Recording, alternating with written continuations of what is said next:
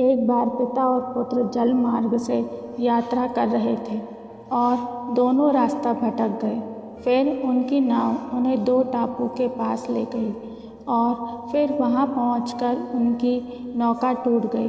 पिता ने पुत्र से कहा, अब लगता है हम दोनों का अंतिम समय आ गया है। दूर दूर तक कोई सहारा नहीं दिख रहा है। अचानक पिता को एक उपाय सूझा। उसने पुत्र से कहा कि वैसे भी हमारा अंतिम समय नज़दीक है, तो क्यों ना हम ईश्वर से प्रार्थना करें। उन्होंने टापू आपस में बांट लिए। पिता और पुत्र दोनों अलग अलग टापू पर ईश्वर से प्रार्थना करने लगे।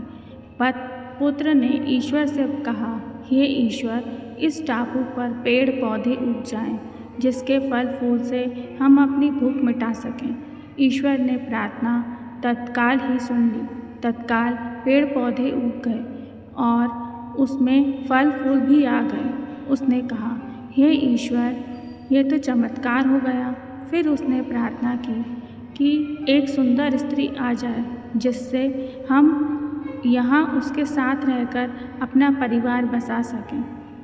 तत्काल एक सुंदर स्त्री प्रकट हो गई और अब उसने सोचा कि मेरी हर प्रार्थना सुनी जा रही है, तो क्यों ना मैं ईश्वर से यहाँ से बाहर निकलने का रास्ता मांग लूँ। उसने ऐसा ही किया। उसने प्रार्थना की, एक नई नाव आ जाए, जिसमें सवार होकर मैं यहाँ से बाहर निकल सकूँ।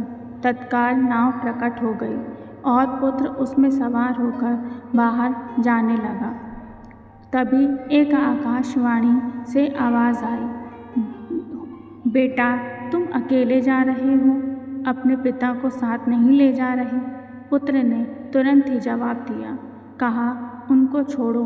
प्रार्थना तो पिताजी ने भी की, लेकिन आपने उनकी एक भी प्रार्थना नहीं मानी और शायद उनका मन पवित्र नहीं है, तो उनके इसका फल भोगने दो। आकाशवाणी ने कहा, क्या तुम्हें पता है कि तुम्हारे पिता ने क्या प्रार्थना की? पुत्र ने कहा, नहीं। आकाशवाणी बोली, तुम्हारे पिता ने एक ही प्रार्थना की थी कि हे ईश्वर, मेरा बेटा आपसे जो मांगे उसे दे देना, और जो कुछ तुम्हें मिल रहा है उन्हीं की प्रार्थना का परिणाम है। यह सुन पुत्र शर्मिंदा हो गया और उसे एहसास हो गया कि मेरी जो भी प्रार्थना ईश्वर ने सुनी है वह मेरी वजह से नहीं, बल्कि वो सब मेरे पिताजी की प्रार्थना एवं आशीर्वाद के कारण हुआ है।